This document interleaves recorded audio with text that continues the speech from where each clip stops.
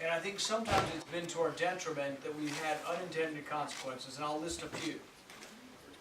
Hillary's war in Libya was, and continues to be an utter disaster. All right? Gaddafi wasn't a good guy, but he suppressed radical Islam.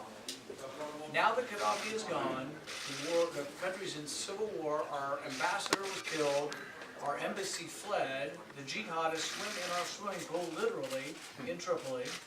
The country is divided. A third of the country now supports ISIS. So I would ask the question, are we better off or worse off with Gaddafi gone? So part of the philosophy I believe in believes that you may not be able to create perfect democracies and freedom in the Middle East. It'd be nice if it is, but I think toppling a dictator, each time we topple a secular dictator, I think we wind up with chaos and radical Islam seems to rise. Libya is example number one. Example number two would be Syria. So there are times you do have to act. Now ISIS is a menace, and ISIS is a threat, and I am for military action, and I am for the bombing campaign. I'm still a little different than Republicans in that I don't want our troops back in there. I don't want 500,000 Americans back in there. For now, what I'd like to do is see if we can shore up our allies, and frankly, I'd like to see 10,000 Saudi Arabians marching into battle at the front of every brigade. They need to fight. You know, we got these rich sheiks that do nothing but spend their money making things worse, and I'd like to see them involved.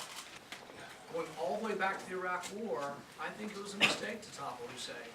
Hussein was the bulwark against Iran. The Sunnis didn't like the Shiites. Now Iraq is a vassal state for Iran. Everybody's worried about an Iranian agreement, so am I. I'm worried about them having nuclear weapons. I'm also worried that they're twice as strong as they were before the Iraqi war. So there are times you fight and times you don't. We should have an intelligent debate about it. We can have disagreement. But we shouldn't also be doing it just by the whim of a president. The Constitution said that we initiate war through a vote of Congress. So when ISIS became a threat last year, I've said I would have called a joint session of Congress and I would have asked for permission. We would have had a big vote, and I think the president would have won if he'd have done this. And then you use force against ISIS. But so it's not never intervening. It's not that I'm an isolationist. It's that there's sometimes we do and sometimes we don't. And that we have to realize if we do, there are unintended consequences sometimes of doing it. I would say that Israel has a little different way of doing it. They do it and boom, nobody ever knows who did it and it's done. And so I think they've sent a strong message. Anytime they see missiles leaving Syria and going towards Lebanon, they stop it. And I haven't read of any getting through because I think apparently they know what's going to happen to them. If a caravan of missiles is going into Lebanon, it gets stopped.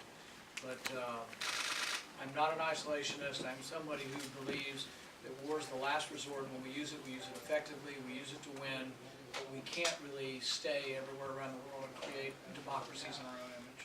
But on the other hand, I didn't get the feeling that overall in the Middle East, he has a real appreciation for what's really going on. When you say you didn't get a feeling or appreciation for what's going on, but maybe could that be equated to a good thing that he's not pandering to what you want to hear? I actually said that to a different. I think that's important. I think not pandering is important. I think you come in here, you stick to your beliefs, you want to talk. You're coming with a message, and you're saying I'm not basing my answers based on my audience. I loved the fact that there was, the vouchers issue, and he's fully supportive vouchers. At the same time, he said, well, as I don't have the power to enact that. It's not a federal issue, so it's a little bit short. It's like, well, I really support you, but there's nothing I can do to actually help you. That's, I appreciate that.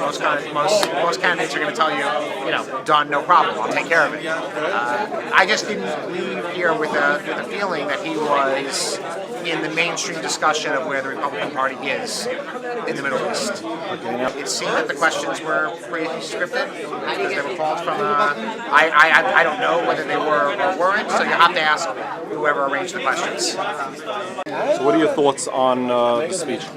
Very impressed. I like Rand Paul a lot. Made a lot of sense. Very, very intelligent person. Thinks a lot into the issues. And is not your soundbite candidate, which I appreciate. Rubio, I like Rubio, Cruz, Bush, they're all good.